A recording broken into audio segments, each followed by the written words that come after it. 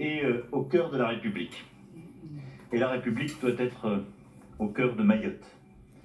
Et j'ai été, je le disais, très sensible à cet accueil populaire qui dit beaucoup de cet attachement sincère, profond, pour la France qui a été à plusieurs reprises choisie, assumée et voulue.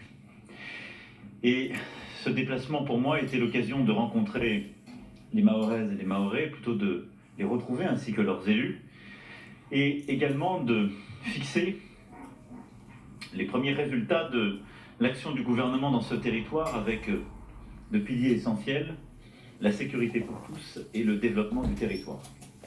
Un très gros travail a été fait depuis 2 ans par le gouvernement.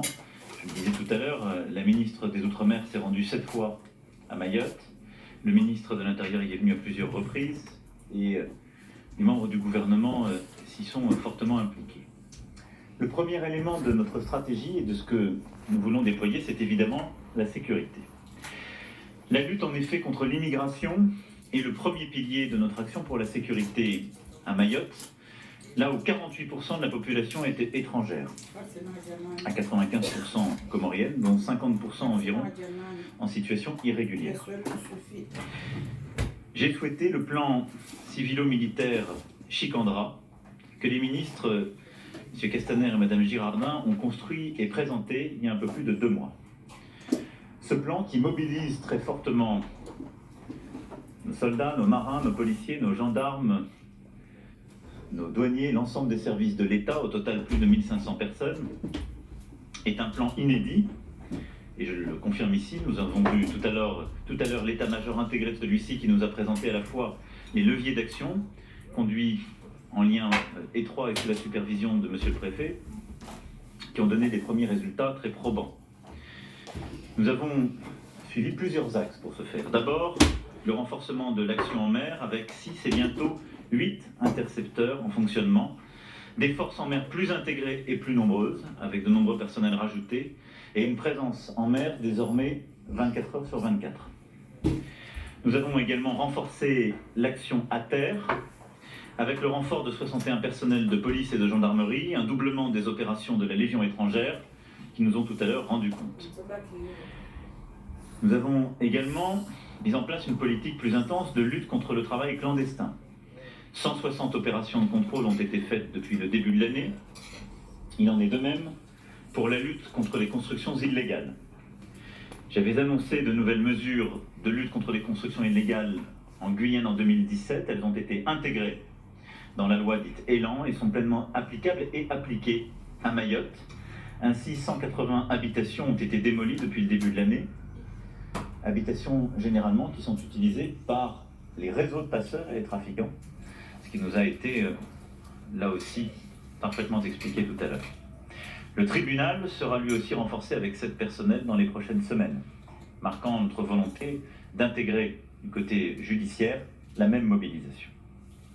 Parallèlement, nous avons soutenu l'amendement du sénateur Thani Mohamed Souailili sur le droit du sol, qui est désormais réservé aux enfants dont l'un des 2 parents est en situation régulière sur le territoire au moment de la naissance. Monsieur le vice-président, je crois que cette mesure qui avait été longtemps discutée est un élément important qui a permis d'accroître l'efficacité.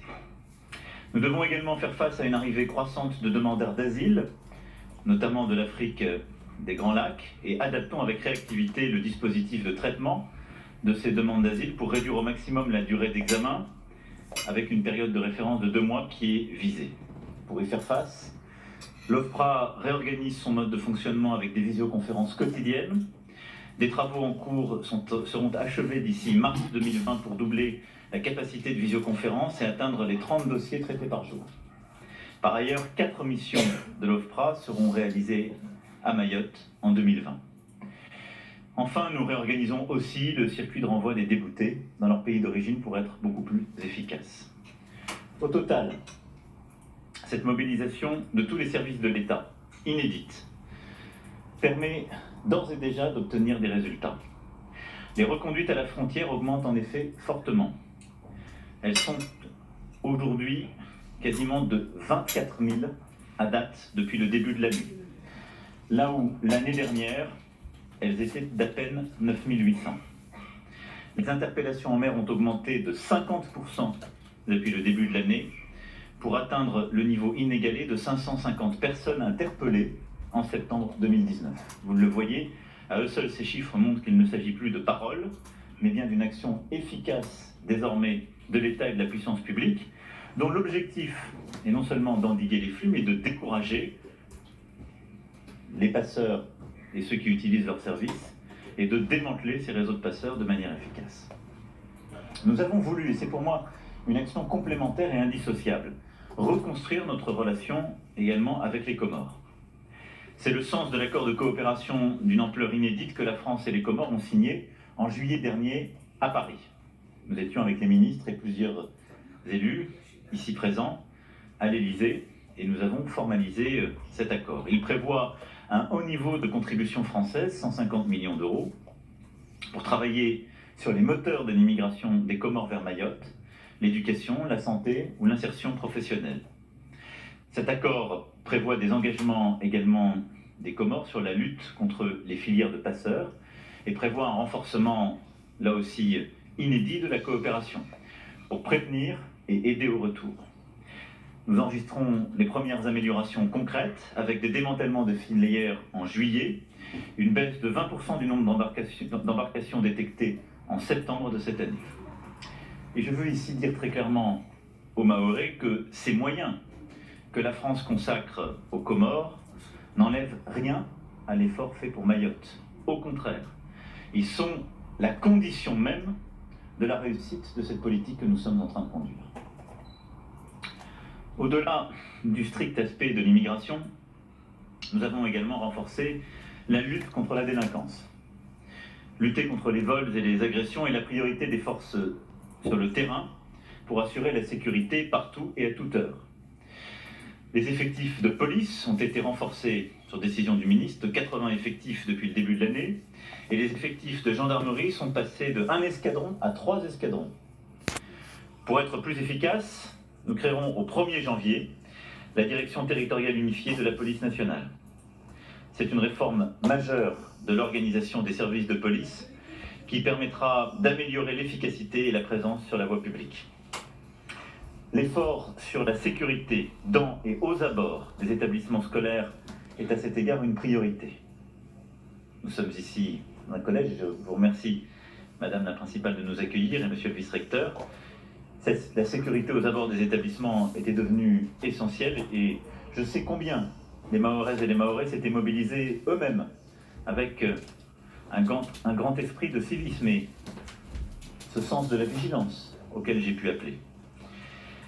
Néanmoins, la puissance publique doit aussi être au rendez-vous et y répondre. Jusqu'à 150 effectifs se consacreront à ce travail de sécurisation aux abords des établissements scolaires qui est désormais une des priorités. Police nationale et municipale, gendarmerie et médiateurs. Les équipes mobiles de sécurité ont été renforcées en 2019 avec plus de 40 membres. Des patrouilles de gendarmes mobiles et de police nationale montent régulièrement à bord des bus pour les escorter en fonction des trajets et de la sensibilité de ceux-ci. Et je veux dire ici très clairement que nous gagnerons là aussi cette bataille. Je ne peux achever ce point et ces propos sur la sécurité sans parler de la sécurité civile. Mayotte a vécu une période d'activité sismique intense en 2018, qui a endommagé certaines constructions et beaucoup inquiété la population, je le sais. Nous avons diligenté des recherches scientifiques de haut niveau qui ont permis d'identifier la naissance d'un nouveau volcan sous-marin en activité à quelques kilomètres à l'est de la Petite Terre et l'affaissement de Mayotte de plusieurs centimètres. Cette situation crée de nouveaux risques pour la population. Le plan Orsec est en cours de révision et l'État accompagnera les communes dans la révision de leur plan communal de sauvegarde.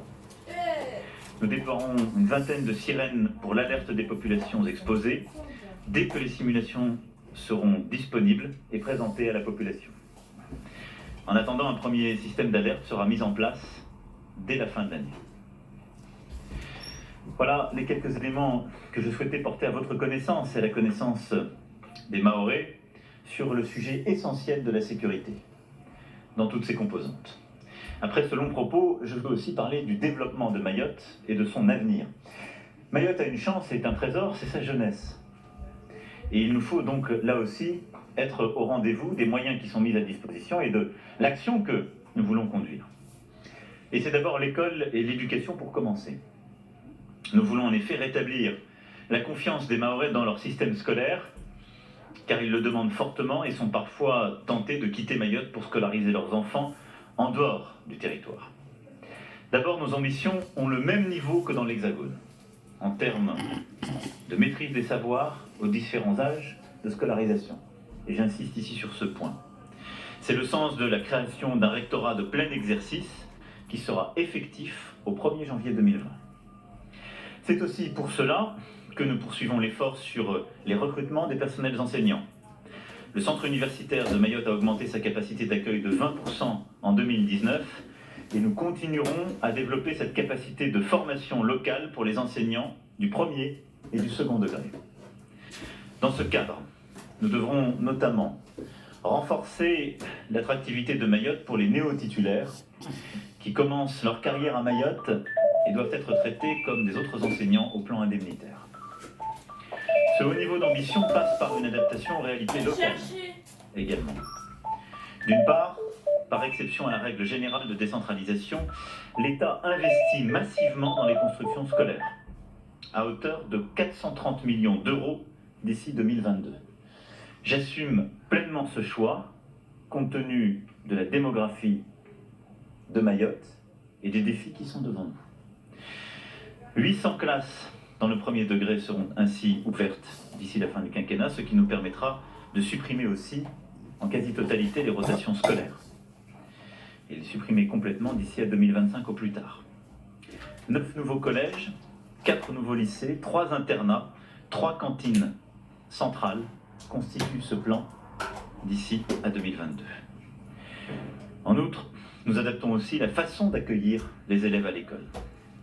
Nous généraliserons progressivement à tous les niveaux les dispositifs de SAS, de mise à niveau pour les jeunes qui arrivent en cours de scolarité. L'intérêt de ces SAS pour ces jeunes est manifeste. C'est la condition d'une meilleure réussite scolaire. Cette nouvelle approche est bénéfique aussi pour les enfants qui suivent la scolarité de façon régulière et ainsi les classes ne seront plus ralenties dans leur apprentissage par les arrivées en cours d'année. Nous déployons en même temps des parcours talents ouverts à tous avec des enseignements enrichis. C'est un des éléments forts pour la confiance des Mahorais dans l'école de la République, dans leur territoire. Nous déclinons également à Mayotte les grandes mesures nationales. Le petit déjeuner à l'école, d'abord. Il concerne à ce jour plus de 4000 jeunes. Nous souhaitons pouvoir l'étendre progressivement en lien avec les communes et la structuration des filières de production agricole locale. L'objectif est un doublement pour la rentrée prochaine. C'est un élément clé, là aussi, pour favoriser le circuit court, mais pour permettre à nos enfants qui sont scolarisés d'avoir au moins un repas par jour correct et surtout d'arriver le ventre plein à l'école. C'est ensuite le dédoublement des classes de CP-CE1. Il est achevé à Mayotte sous la forme le plus souvent de 2 enseignants par classe, ce qui est d'une grande efficacité pédagogique, et il concerne 10 000 élèves. Le développement de l'apprentissage et de la voie professionnelle est également bien engagé. Pour terminer ce point sur l'éducation, je souhaite citer là aussi les relations avec les Comores. Dans le cadre du partenariat que nous avons signé, nous proposerons l'an prochain un partenariat sur l'éducation pour compléter l'effort fait à Mayotte par un effort spécifique fait aux Comores pour prévenir la migration des familles. Éviter que les efforts qui sont faits ici ne soient, si je puis dire, totalement abolis, ou en tout cas pour partie effacés, par de la migration éducative dont nous avons vu les effets ces dernières années. Au-delà de l'éducation, je veux aussi avoir quelques mots sur le social et la santé tout particulièrement. Là aussi, nous rattrapons le retard. Nous créons l'Agence régionale de santé au 1er janvier 2020. J'ai remercié tout à l'heure Dominique Voynet qui a accepté de s'engager depuis maintenant plusieurs mois sur ce sujet.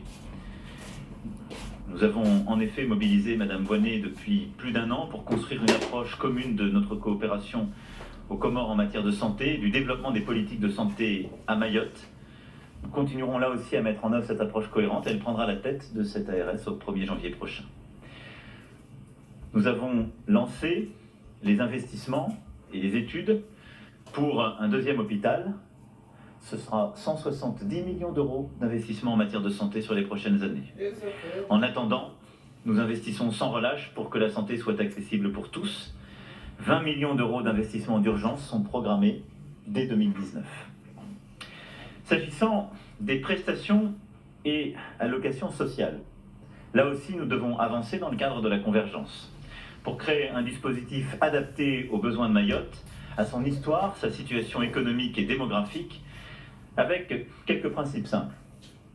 D'abord, nous tiendrons les engagements de la loi égalité réelle, notamment pour ce qui concerne le déploiement de l'allocation pour l'éducation des enfants handicapés. Nous avons eu des discussions avec plusieurs élus, j'ai été sollicité par plusieurs parents, je veux que les choses soient claires.